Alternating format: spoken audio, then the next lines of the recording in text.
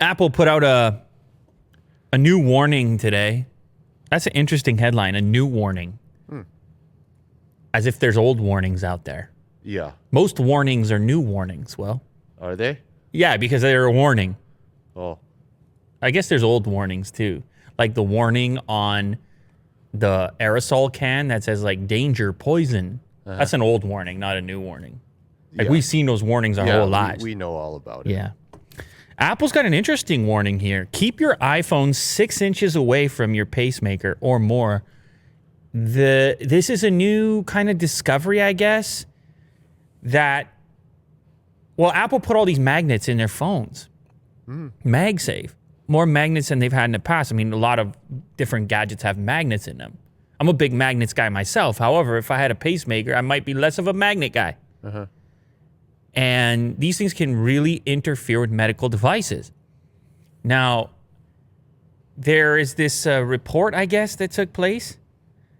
And who was it who did the report? It was the Heart Rhythm Journal. Claimed that the magnets in the iPhone 12 that make it compatible with MagSafe accessories could interfere with an implanted defibrillator. I know it's scary, right? It sounds scary. You're like, oh, geez, man. Yeah.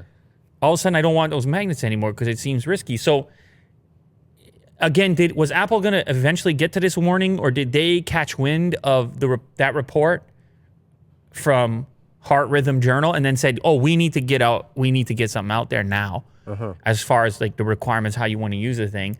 Now, there's been a conversation in the past around radiation and how far away a device should be from you, and it's all disputed, and the tests and things like that. It's harder to figure out those ranges for safety because they put they put it next to the mouse, and then the mouse has an issue, and all of a sudden you're like, that's a mammal, I'm a mammal. And then it gets debunked. And you're like, oh. And then the debunk gets debunked. And then you're like, oh my God. We're going to be started on the debunk. Yeah. Anyway, Apple comes out and they say, you know what, we do want to talk about this. They did a little update. They said medical devices can contain sensors that may react to magnets or radio waves that come in close proximity. And they recommended keeping iPhones and your MagSafe chargers a safe distance from all of your medical devices. And that safe distance, they've indicated, is 6 inches apart or 15 inches apart when wirelessly charging. So I guess when they're actually actively charging, it can cause more of an issue. I guess you have a little bit more action taking place. So 6 inches is enough for the phone at your head from where your defibrillator would be, I presume. But you don't want to have the chest pocket on it. Yeah. You know the type of shirt you can wear with a chest pocket on it? And I don't think anyone's putting their phones in there, but maybe a couple pens or something. I ain't seen personally a chest pocket in a while. You got a zip. Look at your shirt right now. I do, yeah. You got a chest zip, so you're in trouble. You could be. You would be if the other circumstances align. It's not a magnet, though. No. I'm saying because you could store your phone there. And then it would... here. You don't even know what I'm talking about. Yeah. You don't even know what I'm talking about. I never use it. No, and then you know the guys who wear the suit jackets? Yes. The executive types, they often would put the phone on the inside of the jacket. Like Connor. But you know what? I would guess that those individuals, if they did have a medical device implanted, they would be well aware that, like, I probably shouldn't keep my... But obviously not, because Apple put the warning out there just to be clear about it. So they're, it's not all good as far as magnets are concerned. It's good for me in most circumstances, but nobody wants their medical device messed up over a smartphone. That seems far more severe. So you have an official extra warning. Now, magnets have other effects on things like your credit cards and stuff. Apple also wants you to keep those away from your MagSafe chargers. That warning it was already there prior to this one. They had put that out from the get-go, and that makes sense as well to a lot of people. And then, of course, your magnets with other computing devices. Remember in the old days with a CRT monitor, you don't want to put a magnet near that. No. You remember those days? Some weird stuff happens. You remember those days? Yeah. Well, I never tried. That's me and you, the old folks. I saw the warning. We're reminiscing about magnets and CRT monitors. Yeah. A couple of old Gramps and we're playing chess and reminiscing about magnets and CRT monitors. You understand? Yeah. Yeah, that's what we're going to do. And then right now the kids are like, what's a CRT monitor? I'll tell you what, it's the only way to play the original Duck Hunt. That's what it is. The tube TV. Yeah, you had That's to have a where big YouTube tube on came it. From. Heavy glass. Trinitron, baby. Get me started. heavy. Well, get me started. Exclusive. China's Huawei in talks to sell premium smartphone brands P and Mate. Exclusive. We should do more. We need a sound effect. Yeah. Exclusive. Yeah. Dun-dun-dun-dun-dun-dun-dun. I'll record that and I'll play it. Perfect.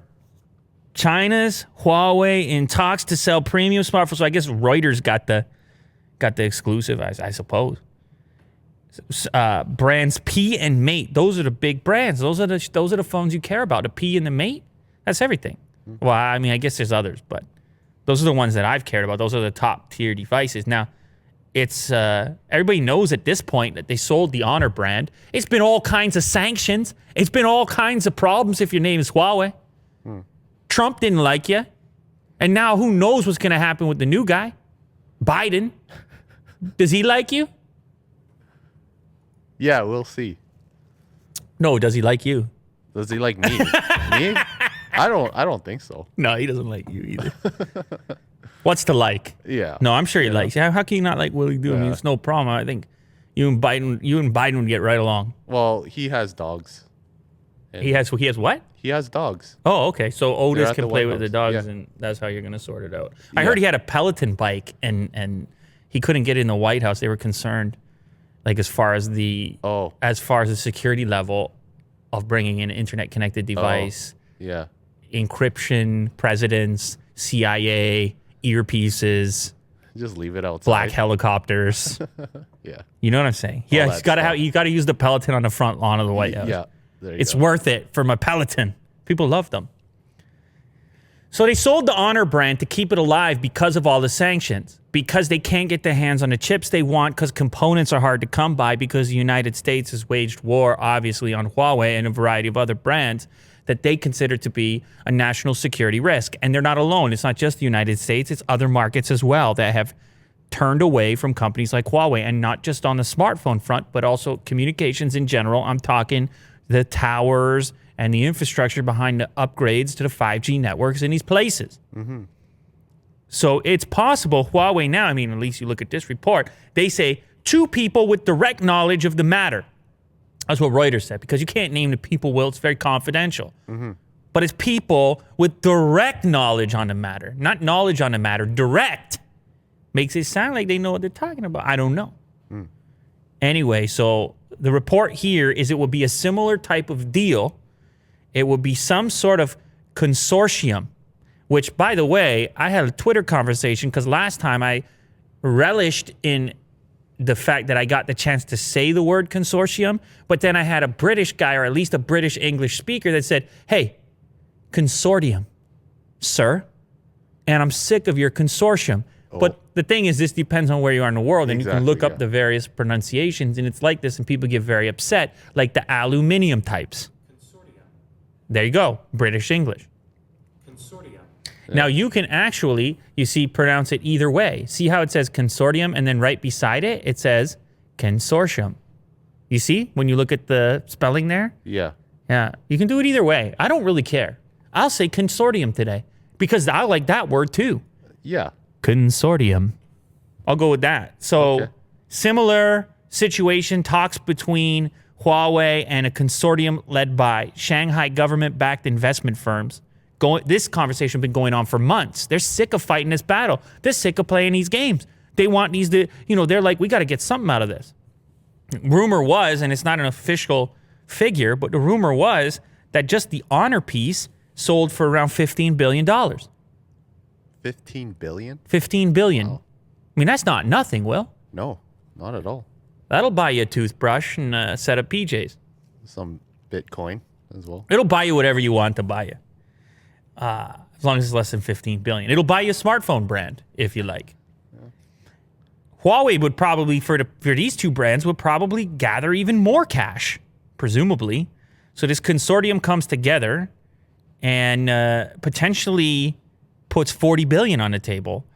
Shipments of Mate and P series phones were worth $40 billion between Q3 2019 and Q3 2020. So in a year, they did 40 billies in revenue. Holy moly, that would be an expensive business. Now, it's kind of crazy because as of right now, Huawei is the second biggest smartphone maker in the world. Mm-hmm. Holy moly! And you're looking to make a deal? That's interesting. However, I do feel the need to let you know. A Huawei spokesman said, "There's no merit to these rumors whatsoever. Huawei has no such plan." And he said exactly like that. That's preposterous. Yeah, he was very upset. But that's what you do. If you're the company, if you're the spokesperson, you squash it because you're undergoing the negotiations. But we'll see. Huawei could look very different very soon. And those premium phones might have a different stamp on them. You know, P series, Mate series. Speaking of series, you heard of this smartphone Galaxy S21? You heard anything about it? Here and there. Very sparsely. Yeah, you got 21, 21 Plus, 21 Ultra. We got a report here, sammobile.com. They say that the S21 flagship series, they may make a little adjustment there to their prediction on how many units to produce. Apparently, they're being a little more careful this time around. And this dates back to the S20 series, in which they had estimated 35 million shipments, but only ended up with 26 million. You see, I don't think you want to have 11 million extra smartphones. I'm just guessing. Yeah, that's not probably a good look. That's probably worth a few dollars, and then you got to drop the price and potentially hurt the brand a little bit. You want to make the right number of smartphones if you can, but it's, as we've learned with these next gen consoles and these graphics cards, supply and demand is hard. Sometimes you can't help that demand, and sometimes you get a guy like Willie Doo who's buying up GPUs. Not me. I only buy 1 or 2 every year. 2? Oh, yeah. Easy, man. So anyway, this time around, they made an adjustment from the 35 expectation to 26 million total, at least for this first portion of 2021. They're expecting to ship, here's how they see the breakdown going, 10 million S21s, 8 million S21 Plus, and another 8 million S21 Ultra. So actually a fairly even distribution across the 3 models. It's not like on the iPhone side where there was, most people were for the entry level, the stock model. I guess not the entry level because you have the mini. Oh, the mini. But like the main model, the iPhone 12. In this case, the Plus and Ultra units are very close in expectation to the base model. So that it goes to show you that user base is distributed maybe a little bit differently. However, who knows? That number can change if there's a positive reaction. And 2020 was a different year than 2021, wasn't it? 2021, it's all up from here. Didn't you hear? Did you catch Did I? Extra, read all about it. Oh, now we're really old. extra? Jeez. Are you a paper boy? Yeah. I think I'm feeling nostalgic today or something. Yeah. I must be. I'm imagining a time, New York City, 1865, you know? Let's get a picture of New York City, 1865. I want to see Times Square. Was it even there? 1865? Why did I pick 1865? Maybe, you know what? Manhattan looking somewhat built up. I see a fire going on. Yeah, let's get the, well, I mean, the fire's a little, as far as our nostalgic feeling, there goes that. Yeah. I mean, it was built up. You had, what is that, a 1, 2, 3, 4, 5-story building going on. President Lincoln's funeral procession in New York City. Wow. What a time. Someone drew this. Yeah, man. I mean, the photograph is not, when did the photograph come out? That one looks like a photograph. Oh, this one? But maybe not. I don't know. Even if you had photographs, they weren't the best. But it does look like, all right, now we're going, it's a little quick trip down memory lane. World's first photograph. Take your guesses in the comment section. What year was it? 1826. So they definitely had photographs. Oh, wow. But yeah, that was not a common thing, Willie Doo. So yeah, we're taking a trip today. leaked Sony Xperia compact images. Apparently, they want to take a shot at the tiny little smartphone, at a iPhone 12 mini rival, a small Android flagship device. We've talked about how possibly Apple's expectations with the iPhone 12 mini might have been a little higher than what ended up happening, at least in the short term here. We talked about that. But that didn't stop Sony, I guess, or maybe they had this product in development in advance, or maybe they just feel like, hey, on the Android side, you can't get a small phone. This is a small phone. This is the compact Xperia 5.5-inch device, smaller than its 2017 predecessor. We have this leak here. I believe it's via OnLeaks. That's correct. It's via OnLeaks. It's a wonderful-looking render. It will be slightly larger than the 5.4-inch iPhone 12 mini, and it will likely be the smallest, at least from the major brands, the smallest Android flagship device. In fact, it's going to be smaller than, I don't know, the Pixel 5. No. You remember the Pixel 5? Yeah. That was a small phone. Is it going to be long? Or is it going to have like the... You know what? regular I don't aspect think it's ratio? going to have that tall aspect ratio. That's just me looking at it here. Let's see if they reference it. It'll have the Touch ID or the fingerprint unlock. Because we're reading this report on Mac Rumors, they had to call it Touch ID, even though it's just a fingerprint scanner. It's going to be in the power switch like the other models. It's also going to have a 3.5 mil headphone jack. But I guess some of this stuff, we got to guess. The measurement of the device, 140 by 68.9 by 8.9. So if you wanted to calculate the aspect ratio, you could do that there. But it definitely looks more traditional than the super slender aspect ratio that Sony has been using on its larger scale flagships.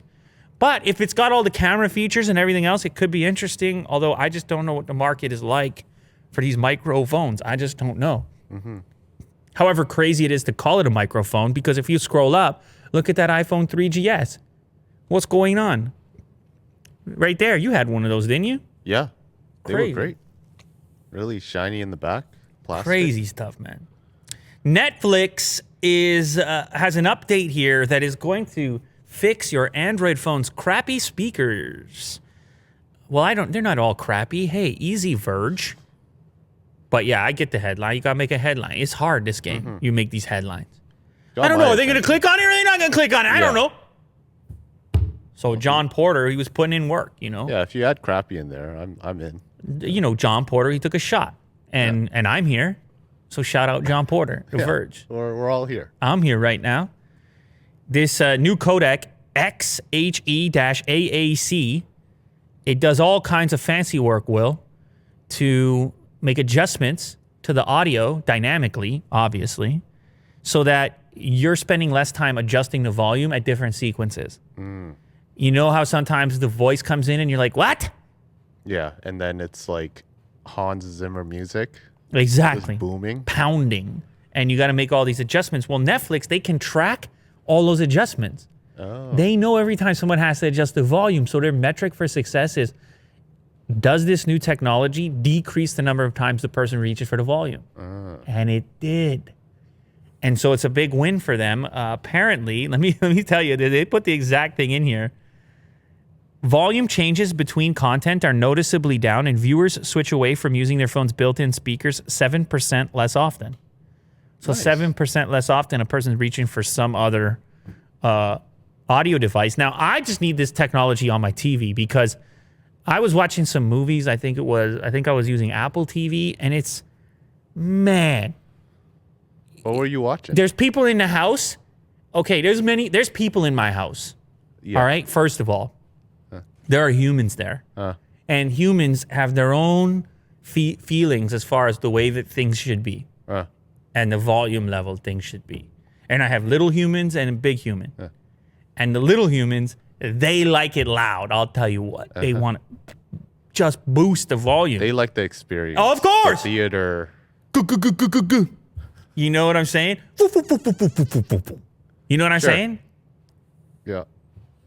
But then then they get told to turn it down, but you see the dialogues like, and you're like, what? And so they boost it back up. And inevitably, this sequence goes on. And it's absolutely deadly. And for those people that live the single life, you don't have to deal with this, all right? You just pick your volume, whatever. You're happy. You don't care. You live in a condo. It's concrete walls. You just blast the thing. Oh. I mean, not everybody, but you know what I'm saying. Sure.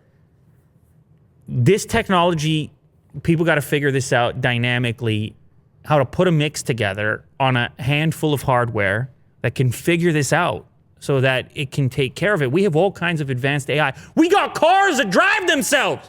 Mm-hmm. Can't figure out the volume. Mm. So anyway, I'm glad that they're working on it. It's a really cool technology, and I want to see it roll out to more hardware so I can spend less time on the volume button. And I know there's people out there who agree with me, Will. I know it. Yeah. Now, what they said in this case is it was for smartphone speakers specifically, but I need to see it everywhere. Mm-hmm. Tesla has accused an engineer of stealing crucial company software. And the best part of the story is, according to their accusation, this worker stole the software within days of taking the job. Oh. So he just got hired. It was a fresh recruit. And he said, perfect, I'm in. No, I'm just joking. It's alleged. I don't know what to take out of this. Maybe the guy's innocent. Is that possible? Maybe. You don't want to be labeled as a saboteur. Saboteur. As Elon would say. Look at you. Yeah. We made it. On Lou Later, we made it all the way to saboteur. Yeah. Well done. Apparently, this person, Alex Katilov, allegedly stole the company's custom warp drive software, which is used to automate purchasing and other systems, within 3 days of starting the job in late December 2020. Reportedly copied thousands of warp drive-related script files to his personal Dropbox account.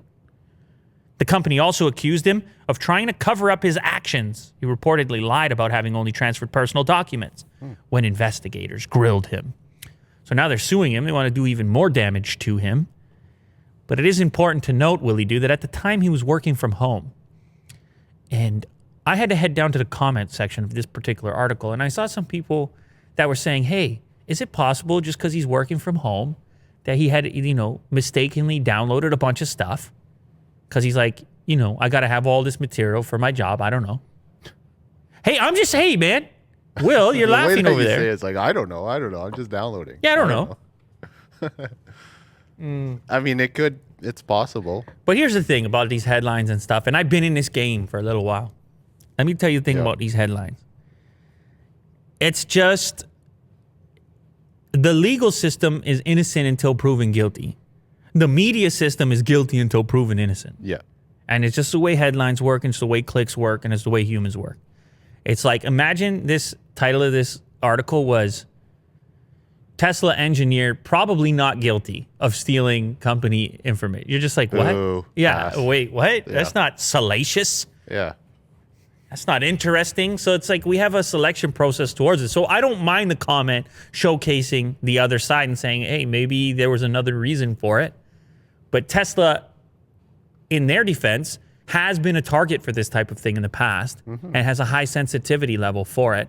They tried to sue Rivian for poaching employees. You and I talked about all the Tesla employees, high-profile employees who are over at Apple now. It's a hot business. Mm-hmm. It's a hot business.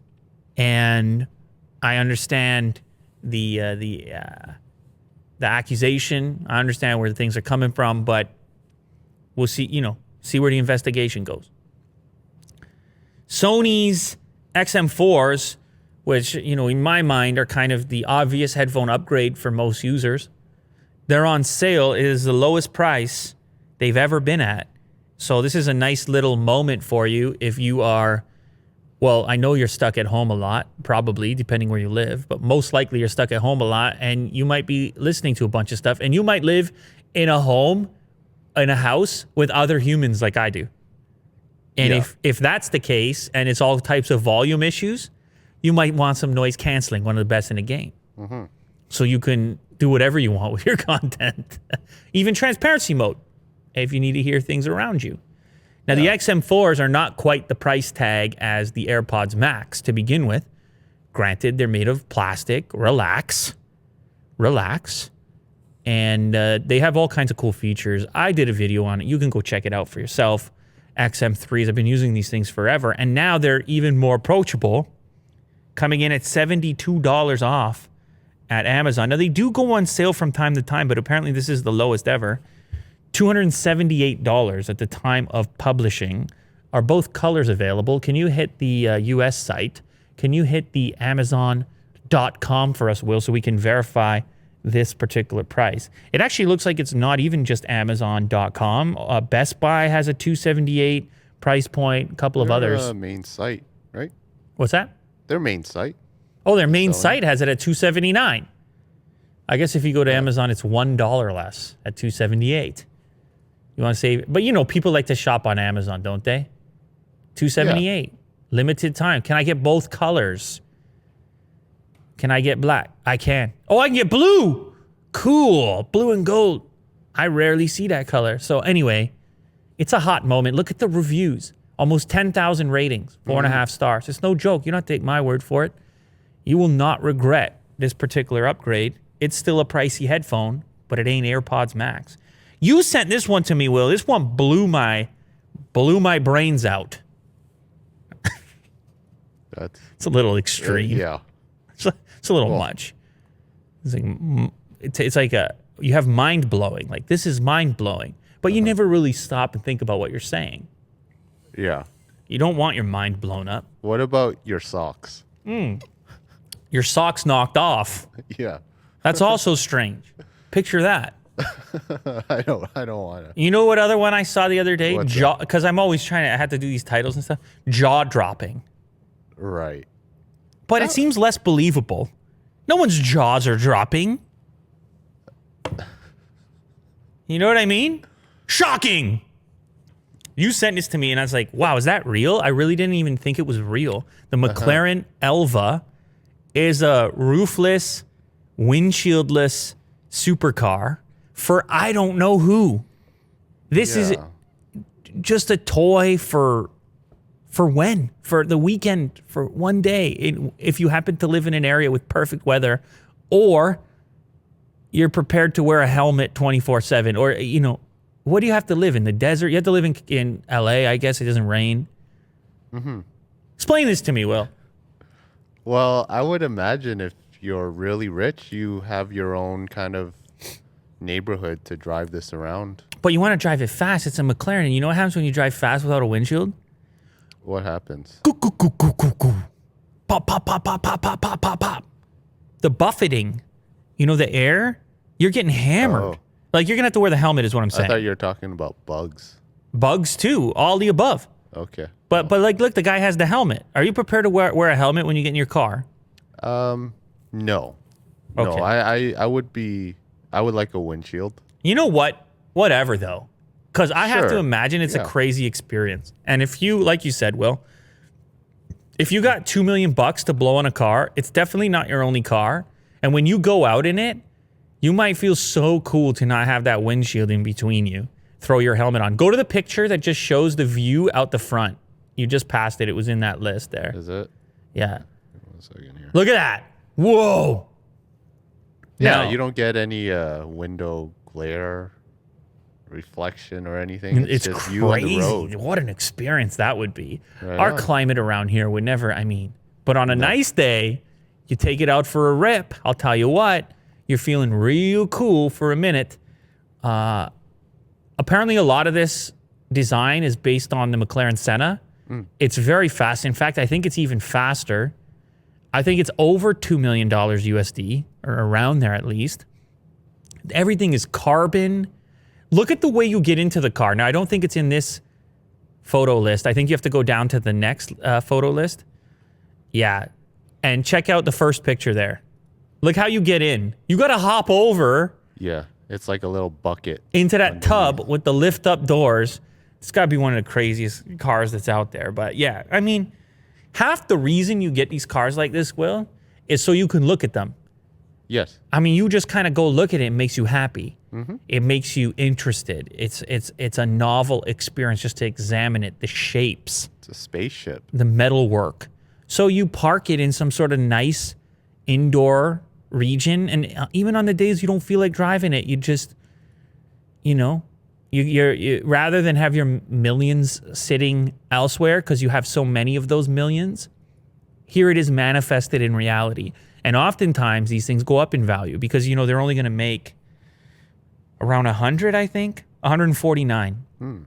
So I think that's the play. Collector's item, you know? Yeah. Tech stocks to avoid in year one of Biden's presidency. That's your pal, Biden. Remember you said earlier? Sure. Yeah. I'll take him as a friend any day.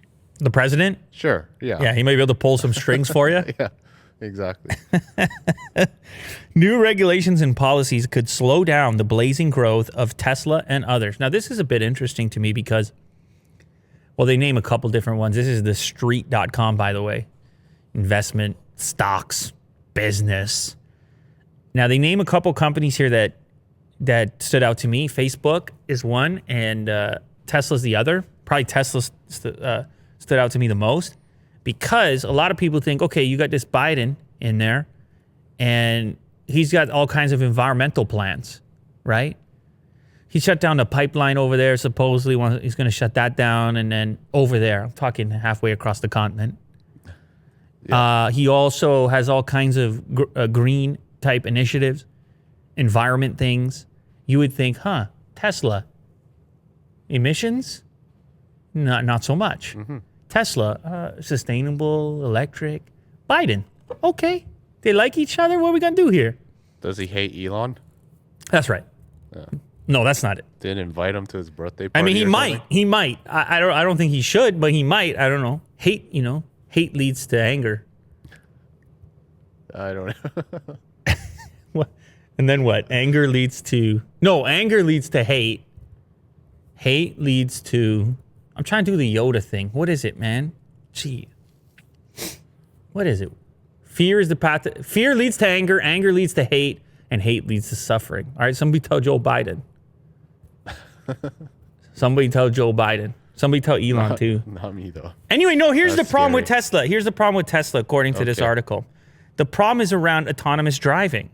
Apparently, Biden brings in this guy, Pete Buttigieg. Pete Buttigieg, the incoming Department of Transportation chief. And apparently he's big on the public safety stuff. And he might have stiff regulatory plans as far as self-driving vehicles. That he might put some new regulation in, some new roadblocks for the adoption and implementation application self-driving, which that's one of the big advantages that Tesla has. Because everyone else has got their electric product now, right? I mean, I got the electric product from Porsche, which is an automaker that isn't Tesla. We just had the electric Mustang in the studio. We ride electric, was it cycles? Those are 9-bot. Those are, I think it's a Xiaomi product. Yeah, they're electric. Oh yeah, we got all kinds of electric going on. Yeah. But we don't have any autonomous. Autonomous, Tesla autonomous. Right. Now, other brands are working on things, but it's not to the same extent. They're not as close or immediate. And so the feeling here is that I suppose there's that regulatory aspect, but also the fact that that stock has been just banana town, as I've said in the past, and covered here in the show many times. The stock is just wild to begin with, so maybe it... Now, I'm not giving you financial advice at the moment, but this is just speculation from the street that it might be a surprising outcome with the Biden thing relating to Tesla. Now, also, as far as Facebook is concerned, apparently they want to bring in some kind of regulation there. And you know the whole thing with big tech. They've been looking at it closely. And Facebook is one of those targets. So that's another company that could be impacted, make investors worried. Regulation comes along. You remember this robot, Sophia? I'm sure you've seen this robot. Famous. All kinds of YouTube clips and stuff. The talking, the clear, the transparent head that shows you all the components on the inside. Yep. So this thing is one of those robots that's been kicking around at trade shows and things for a while. And it's a certain level of artificial intelligence, robotics together. And they're finally getting going on an actual commercial product. So it's not just going to be bumping around trade shows and showing up in clips anymore. They are tooling up to deliver thousands of these units, supposedly. And they've seen an increased interest because of COVID. Huh. So people don't have companions. They don't see people. People are cooped up. People have to go to, elderly people might have to go to appointments and might have to go to testing facilities. You could get your test from Sophia. Yeah. Sophia could be like, go down to the left. So Sophia right now can take your temperature as well before you can get in the building. And you know what Sophia can't get? What's COVID. that? Oh, yeah. Sophia can't get COVID. So she sits there, she scans your temperature, she gives you a look up and down, and she says yay or nay. Oh. Are you ready for that? No. You're not ready. Very, I mean, it's nice. It's nice to have like a assistant or like a companion there, There you go. to talk to. They were already doing better. Professional service robots had jumped 32% to 11.2 billion between 2018 and 19. And you know what 2020 was like. So if it was jumping 32% in that moment, hey man, stop trying to make Sophia look angry, scary. There you go. She's happy right there. You get to with a smile.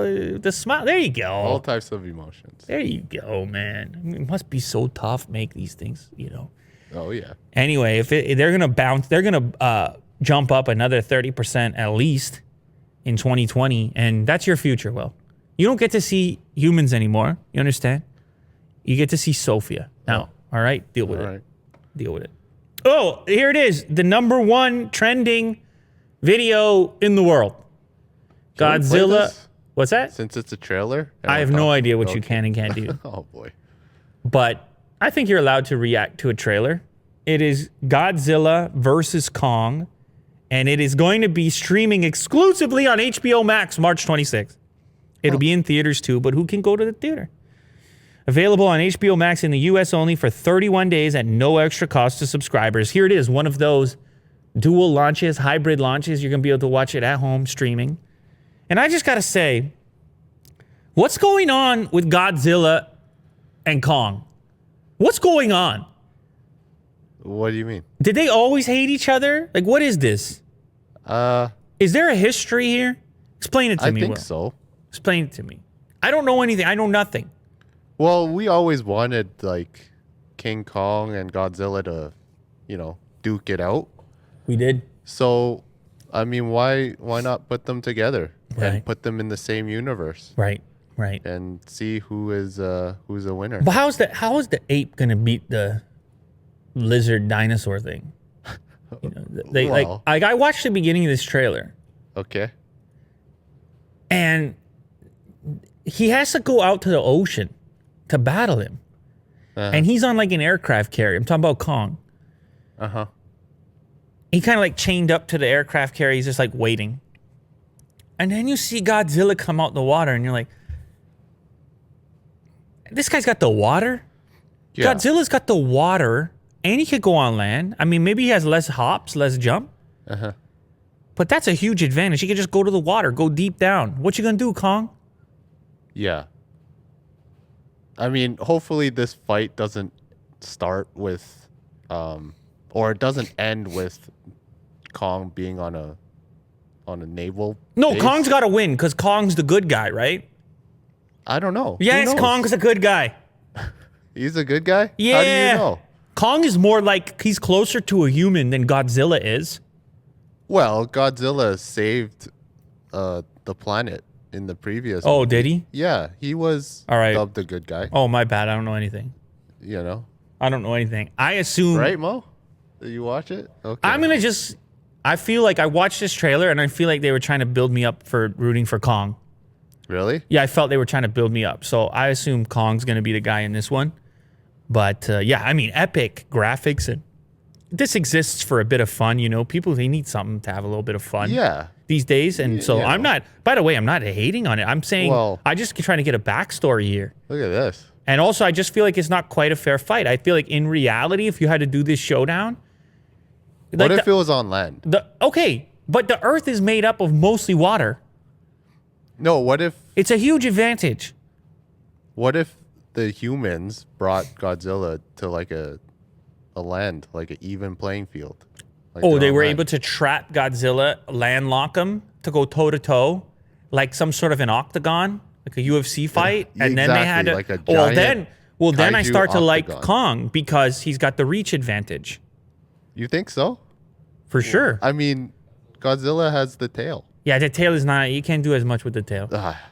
Not the Kong, you can't. Not the Kong. No? Okay. No, not the Kong. He's got the 1-2, you know?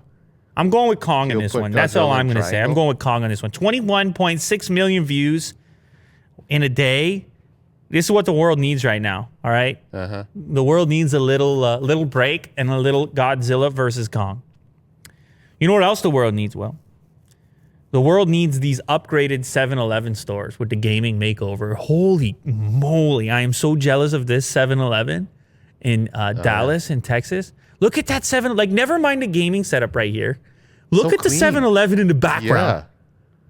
It's the nicest looking 7-Eleven. It's very nice. I mean, anyway, what they're doing is it's some sort of a promo with Airbnb where they're doing... you get to spend the night at the 7-Eleven to yourself.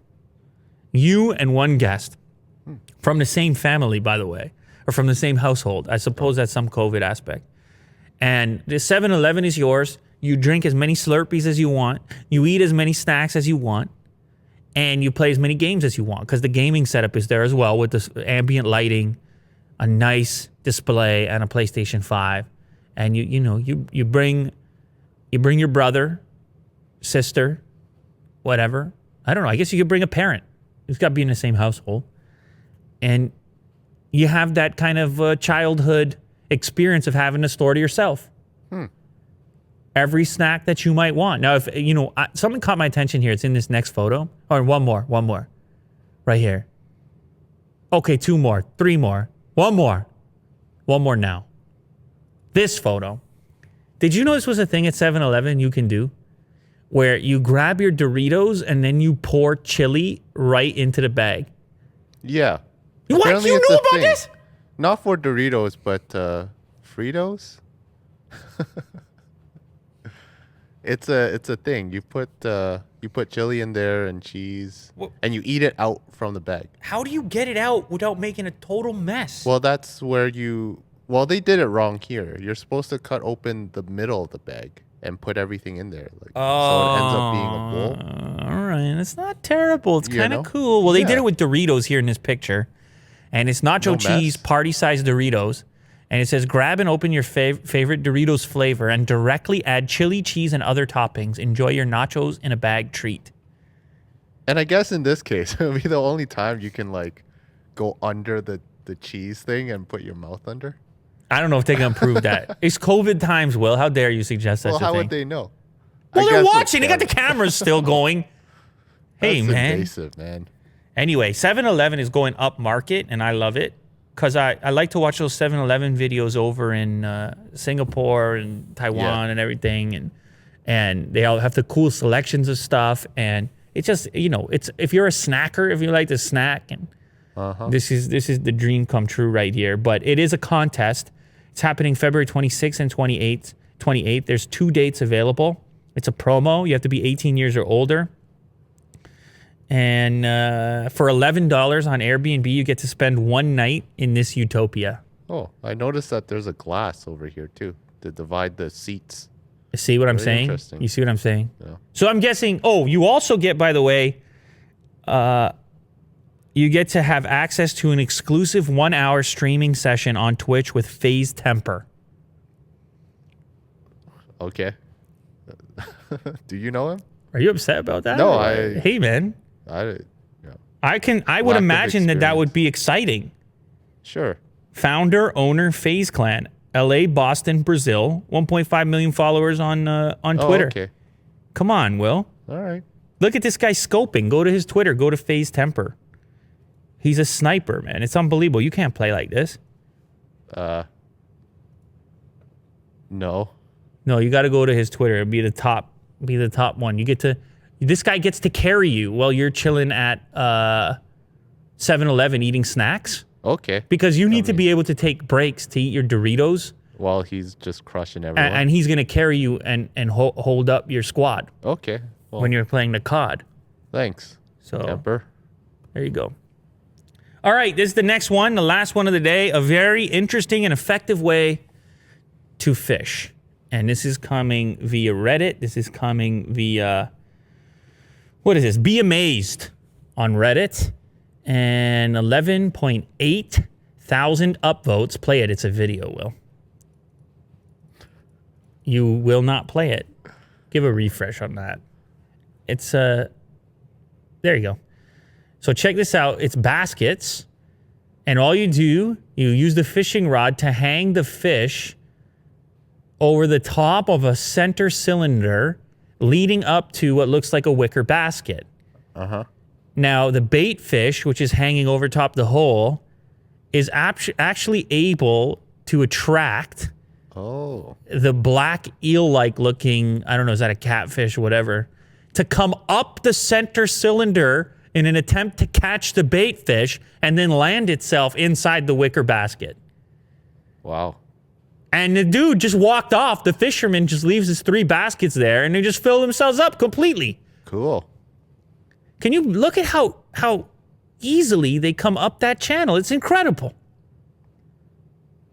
So efficient. Takes teach a man to fish at a whole new level. Well, there you go. Wow, Willie Doo bringing the wisdom. That's impressive. Bringing the wisdom on a Monday. Look at that. You could feed like a.